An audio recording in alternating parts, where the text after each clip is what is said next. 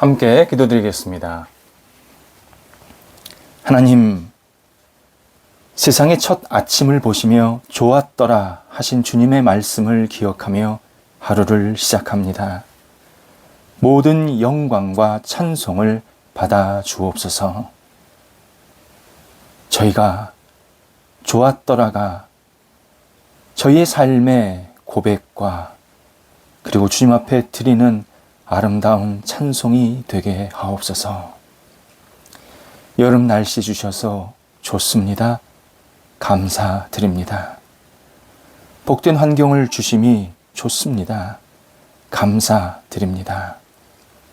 일할 수 있는 능력 주셔서 좋습니다. 감사드립니다. 쉴 수 있는 공간을 주셔서 좋습니다. 감사드립니다.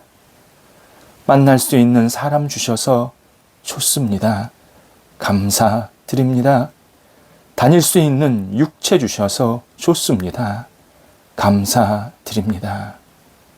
주님의 좋았더라의 마음이 저희 영혼에 평생 이어지게 하옵소서. 어려움이 있을 때 성령의 지혜를 구하오니 잘 헤쳐나가게 하옵소서. 길이 열렸을 때 주님의 인도하심을 구하오니 잘 진행되게 하옵소서. 일이 잘 풀릴 때 주님의 긍휼을 더욱 구하오니 잘 마무리되게 하옵소서. 병상에 있는 사랑하는 성도들을 붙잡아 주옵소서. 오늘도 주님의 손길 기다립니다. 주님의 은혜 기다립니다. 주님의 생명의 능력을 기다리오니 하나님께서 머리서부터 발끝까지 주의 거룩한 능력의 손길로 임하여 주시어서 회복과 치유가 일어나게 하시고 영적으로 주님과 함께 교제하며 하나님이 주시는 이 병상의 시간이 하나님을 만나는 복된 시간 되도록 함께 하옵소서. 의사 만나고 약물 투여받고 진찰받고 또 여러 가지 재활훈련할 때에 그리고 치료 과정을 겪을 때에 하나님께서 한 단계 한 단계 선하게 이끌어 주셔서 주님의 뜻이 이루어지게 하시고 오직 하나님만 바라보면 우리 모든 환우들 되게 하옵소서. 옆에서 기도하며 뒷바라지하고 있는 우리 가족들을 붙잡아 주옵소서. 가족들에게 힘과 능력 주시고 하나님을 바라보는 믿음이 더욱더 굳게 세워지게 해 주시어서 사랑하는 환우를 볼 때마다 하나님의 마음을 헤아릴 수 있게 하시고 주의 주시는 사랑으로 마음껏 교제하며 또 모든 역할들을 잘 감당하는 모든 가족들 되게 하옵소서. 역할들 감당하기에 어려움이 없도록 하나하나 모든 것을 선하게 이끌어 주옵소서. 자녀들을 붙잡아 주옵소서. 오늘도 자녀들이 예수님 안에서 강건한 하루가 되기를 간절히 원합니다. 영적으로나 육체적으로 흔들리지 않게 하시고 집중하게 하시고 하나님 앞에 쓰임받는 자녀들 되게 하옵소서. 장래에 환한 길이 열리는 놀라운 은혜가 있게 해주셔서 비전을 갖고 앞을 향해 나아가게 하시고 하나님의 뜻을 이루는 자녀들 되게 하옵소서. 한국에 있는 자녀들 또 외국에 있는 자녀들 또 어느 자리에 있든지 하나님께 쓰임받게 하시고 맡겨진 소임을 잘 감당하여서 하나님 나라의 큰 일꾼 되게 하시고 많은 사람을 옳은 길로 이끌어가는 복이 있는 자녀들 되게 하옵소서. 학업에 있는 자녀들을 붙잡아 주옵소서. 공부할 때 지치지 않게 하시고 최선을 다하게 하시며 하나님과 함께 동행하면서 자신의 미래를 준비하는 학업 시간 되게 하옵소서. 시험을 앞둔 자녀들을 붙잡아 주셔서 초조하지 않게 하시고 흔들리지 않게 하시며 분산되지 않게 해주셔서 우리 자녀들이 오직 하나님의 사람으로 잘 시험 준비 감당하여서 하나님 주시는 귀한 결과가 있게 하시고 그 결과에 감사하는 마음으로 또 다른 다음 단계를 준비할 수 있게 하옵소서. 국가고시나 또 장래 여러 가지 일들을 생각하면서 시험 준비하고 있는 자녀들 있사오니 붙잡아 주셔서 지혜를 덧입히심에 모든 역할들을 잘 감당하도록 하나님께서 선하게 이끌어 주옵소서. 일터를 붙잡아 주옵소서. 오늘도 주님께서 주신 일터가 주님께 영광 되기를 간절히 원합니다. 열정 있게 하시고 섬김의 일터 되게 하시고 사랑이 넘치는 일터 되게 하옵소서. 일터에서 함께 동역할 때에 모든 사람들이 하나님을 바라볼 수 있는 은혜도 있게 해주셔서 여러 가지 준비된 일 또 대소사가 하나님의 이름을 높여드리며 모든 사람들에게 만족과 감사를 안겨주는 귀한 일들이 될 수 있도록 하나님께서 선하게 이끌어 주시옵소서. 일터가 굳건히 확장되고 세워지게 하여 주시어서 하나님께 마음껏 쓰임받는 복의 통로 되게 하옵소서. 거래와 투자를 위해서 계속 기도하고 있사오니 하나님 좋은 사람들 만나게 하시고 또 좋은 거래처, 투자처 만나게 해주셔서 이 일들을 통해서 단순히 물질만 나누는 것이 아니라 은혜와 사랑도 나누게 하시고 하나님의 나라에 거룩히 쓰임받는 사람들을 함께 만날 수 있도록 인도하옵소서. 여러 가지 계획과 또 결과를 기다리는 분들도 계시오니 이 계획 세울 때에 하나님께서 하나하나 선하게 이끌어 주시고 결과도 하나님이 기뻐하시는 모습대로 채워지도록 함께 하옵소서. 새로운 시작하고 있는 분들도 있습니다. 우리 성도들 가운데 새롭게 2학기 시작하는 어떤 열정을 가지고 출발하는 일들이 있사오니 하나님 도우셔서 기대감이 충실하게 있게 하시고 쓰임받게 하시고 또 여러 가지 상황들, 주변 조건들이 잘 정리되게 하여 주셔서 하나님 앞에 영광 돌리는 복된 삶이 시작될 수 있도록 역사하여 주시옵소서. 출타하시는 성도들 붙잡아 주셔서 오고 갈 때에 그 발걸음 오늘도 복되게 하시고 주 앞에 영광되는 발걸음 되게 하시고 잘 다녀오셔서 하나님 앞에 감사합니다 고백하며 또 새로운 시작을 하실 수 있도록 인도하옵소서. 선교 사역 중에 있는 성도를 붙잡아 주셔서 하나님께 사랑하시는 성도가 주의 사랑을 마음껏 나누게 하시고 선교 지역에서 사람들이 살아나고 주님을 의지하는 믿음의 시간이 나타나게 하옵소서. 건강도 지켜주셔서 흔들림이 없게 잘 감당하게 하시고 함께 팀 이룬 모든 팀원들에게도 하나님의 살아계심과 역사하심이 오늘 나타나도록 인도하옵소서. 오늘 우리 성도들 하나님을 찬양하는 복 있는 날 되기를 원합니다. 입을 열 때마다 주님을 높여드리게 하시고 하나님을 생각할 때마다 주님의 놀라우신 솜씨에 감격하는 성도들 되게 하옵소서. 예수님의 이름으로 기도드립니다. 아멘. 오늘 우리에게 주시는 하나님의 말씀은 구약성경 시편 36편 9절 말씀입니다. 구약성경 시편 36편 9절 말씀입니다. 살아계신 하나님의 말씀을 봉독합니다. 여호와의 종 다윗의 시, 인도자를 따라 부르는 노래. 진실로 생명의 원천이 주께 있사오니 주의 빛 안에서 우리가 빛을 보리이다. 아멘. 예전에 한 화가가 그림을 그리는, 스케치하는 모습을 본 적이 있습니다. 그 자그마한 물건을 놓고 스케치하는 장면이었습니다. 그 화가는 도화지를 아주 가끔만 쳐다보았습니다. 대신 그리려는 그 물건, 대상을 거의 시선을 놓치지 않았습니다. 거기에 시선을 고정한 채 그림을 계속 그린 겁니다. 마치 키보드는 안 보면서 모니터만 보고 이렇게 글을 입력하는 것 같은 그런 숙달된 솜씨였습니다. 얼마 후에 도화지에는 멋진 그림 하나가 그려지게 됩니다. 제가 원래 모든 화가들, 모든 작가들이 이렇게 그림을 그립니까? 라고 물었습니다. 그랬더니 다 그렇게 그리는 것은 아니지만 자기는 분명한 이유가 있어서 이렇게 스케치한다 라고 대답을 했습니다. 그 이유는 도화지를 많이 보고 그리면 자신의 머릿속에 그 각인되어 있는 물체밖에 생각나지 않는다고 합니다. 그러니까 이미 예전에 보았던 물체를 내가 지금 도화지에 그리게 된다는 겁니다. 마치 녹화 영상 보는 것과 같다. 이렇게 표현했습니다.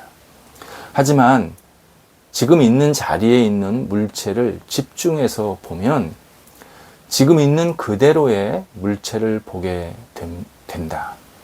현재의 빛과 그림자, 위치, 질감, 입체감, 이런 다양한 것들이 새롭게 보여서 새로운 그림이 그려진다. 마치 라이브 현장에 있는 것과 같다 라고 말합니다. 그러면서 이 말을 하나 덧붙였습니다. 빛이 어디에서 비치고 있는지가 그림에서 가장 중요하다. 빛의 근원에 따라 그림은 완전히 달라진다. 이렇게 설명해 주었습니다. 제가 그분의 이야기를 듣고 여러 가지 생각을 하게 되었습니다. 우리의 삶에는 빛의 근원이 중요합니다. 빛의 근원이 중요합니다.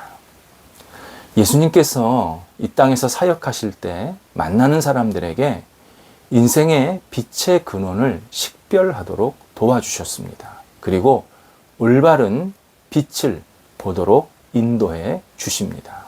예를 들어서 마태복음 19장에서 예수님은 부자 청년에게 내가 영생을 얻으려면 재산을 팔아 가난한 자에게 나누어 주어야 한다 말씀하십니다. 이 말씀의 핵심이자 본질적 의미는 재산을 가난한 자에게 나누어 주는, 베푸는 행위에 있지 않습니다. 그게 영성의 전제가 아닙니다. 너의 삶의 빛의 근원이 어디서 나오는가?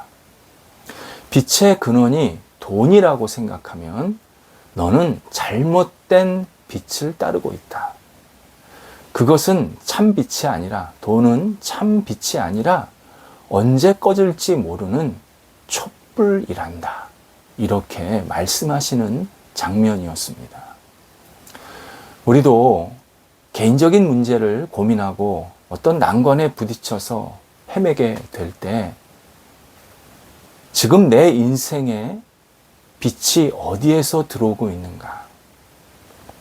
나는 빛의 근원을 무엇으로 삼고 무엇으로 붙잡고 있는가?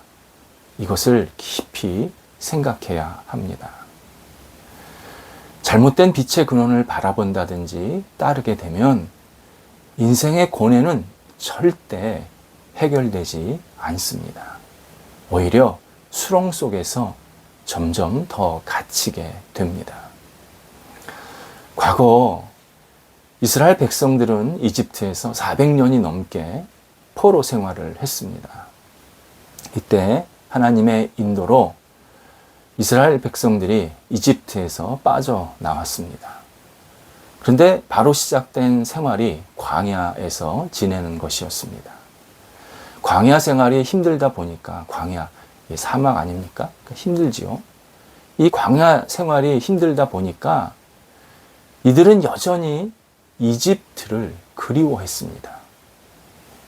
이집트에서 노예 생활하는 것이나 광야에서 생활하는 것, 이 두 가지는 힘들기는 마찬가지입니다.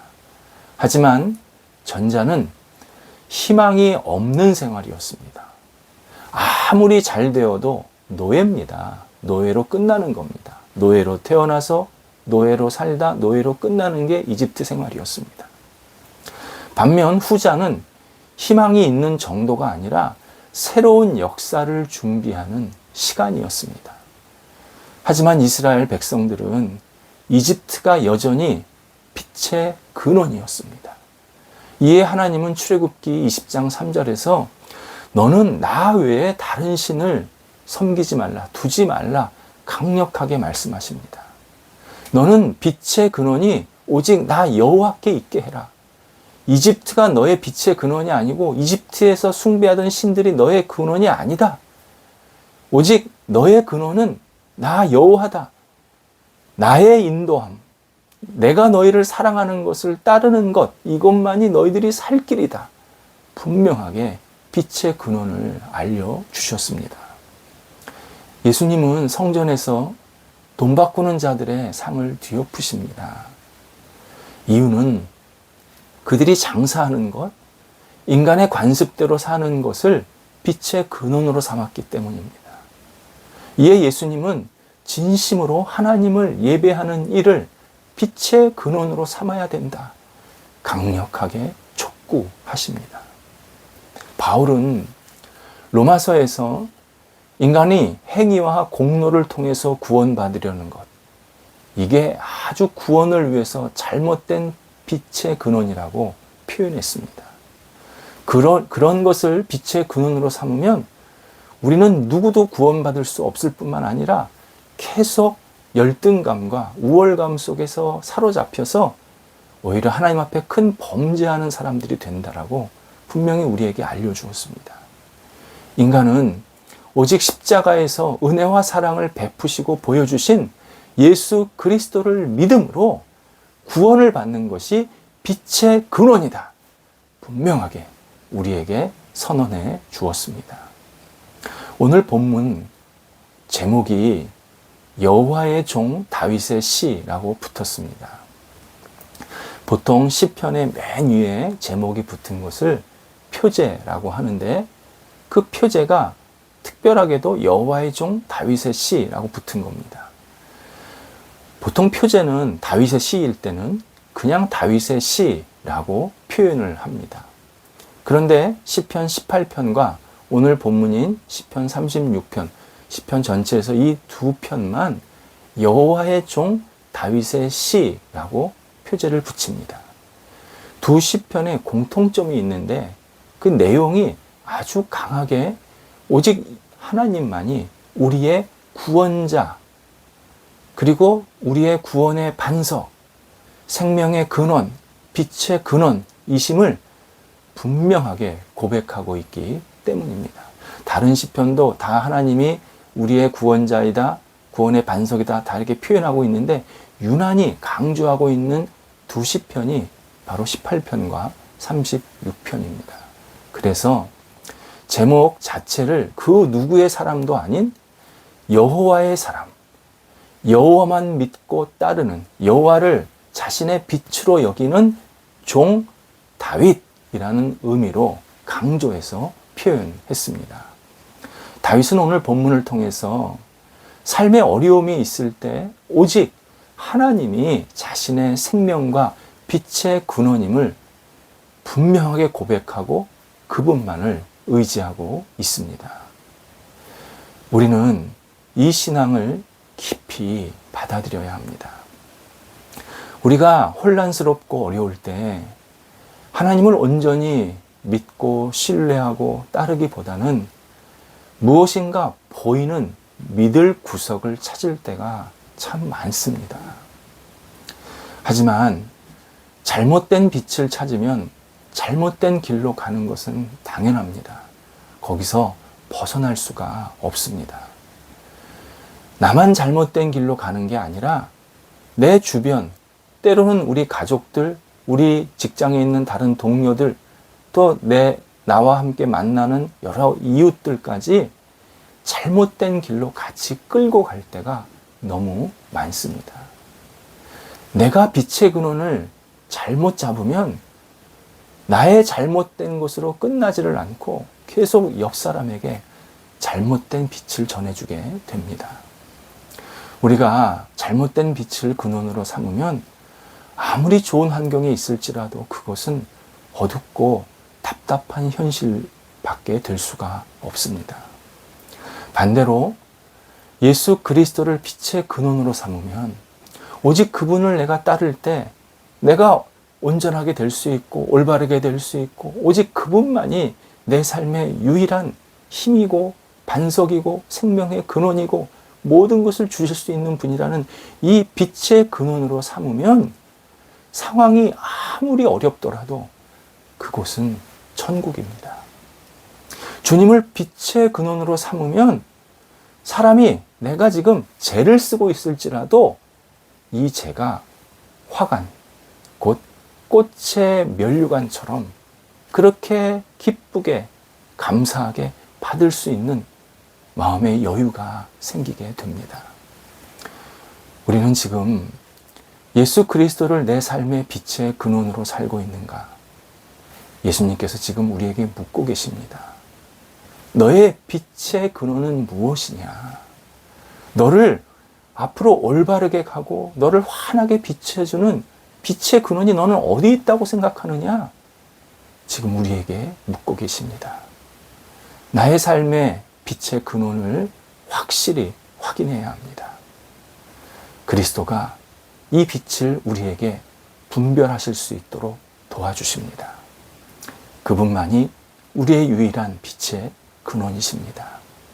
그분을 따를 때, 그분이 우리의 빛의 근원임을 날마다 고백하며 그분을 의지할 때 우리의 삶에는 환한 빛의 길이 계속 열리게 됩니다. 기도하겠습니다. 하나님, 오늘도 빛의 근원이신 예수 그리스도를 바라보게 하옵소서. 생명이 원천이 주님께 있고 빛, 오직 우리를 살리시는 빛이 예수 그리스도이심을 고백하오니 오늘도 저희가 예수님 안에서 예수님 따라가며 예수님 생각하며 예수님을 의지하는 빛의 사람들이 되도록 인도하옵소서.